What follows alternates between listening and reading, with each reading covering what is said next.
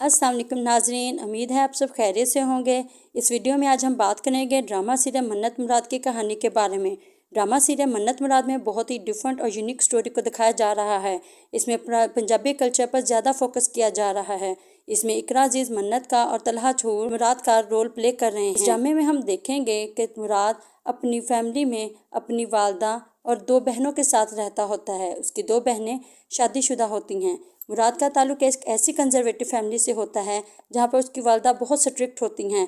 वो मुराद को अपनी मर्ज़ी से चलाना चाहती हैं क्योंकि मुराद उनका इकलौता बेटा होता है, इसलिए मुराद पर अपनी पूरी फैमिली की जिम्मेदारी होती है। वो बहुत ही ज़्यादा सॉफ्ट स्पोकन और रोमांटिक नेचर का होता है।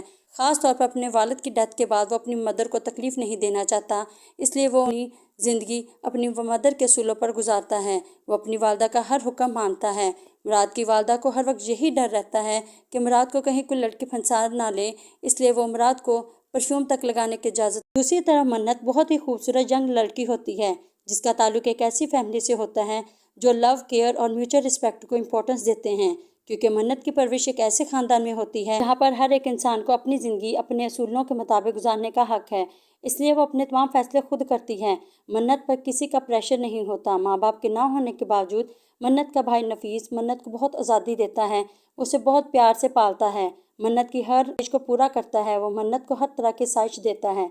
वो अपनी ज़िंदगी में बहुत ही खुश और मुतमईन होती है। मुराद को मन्नत पहली बार लिफ्ट में मिलती है जहाँ पर मन्नत मुराद को बहुत अच्छी लगती है। मुराद की एक बहन फजीलत होती है जो किसी लड़के को पसंद करती है, लेकिन अब उसकी वालदा उसे शादी करने की इजाज़त नहीं देती, इसलिए वो कुंवारी रह जाती है और उसके रिश्ते नहीं आ रहे होते। उसका रिश्ता आता है तो वो शर्त रखते हैं कि अगर मुराद उसकी बेटी से शादी करेगा तो वो फजीलत से शादी कर लेंगे। वो वट्टे सट्टे की बात करते हैं तो मुराद मान जाता है। वो कहता है कि मैं चाहता हूँ कि फजीलत बाजी की शादी हो जाए, चाहे मुझे इनकी बेटी से ही क्यों ना शादी करनी पड़े। लेकिन मुराद की वालदा साफ इनकार कर देती हैं। वो कहती हैं कि मैं एक बूढ़ी लड़की से तुम्हारी शादी किस तरह कर सकती हूँ, बहुत उम्र में तुमसे बहुत बड़ी है, मैं तुम्हारी शादी तुम्हारी जैसी किसी लड़की से करूँगी।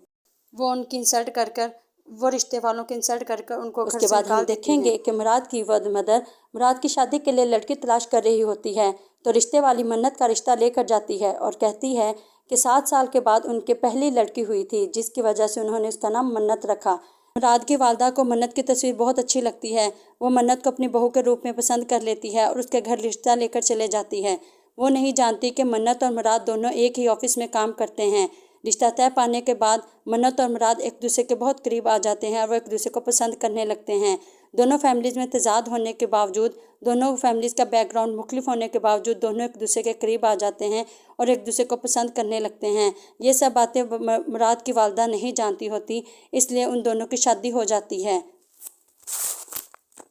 मुराद की डोमिनेटिंग मदर के होते हुए शादी के बाद मन्नत की ज़िंदगी होगी कैसी, आसान होगी या मुश्किल, ये सब हम डिस्कस करेंगे मन्नत मुराद की मुकम्मल कहानी के पार्ट 2 में।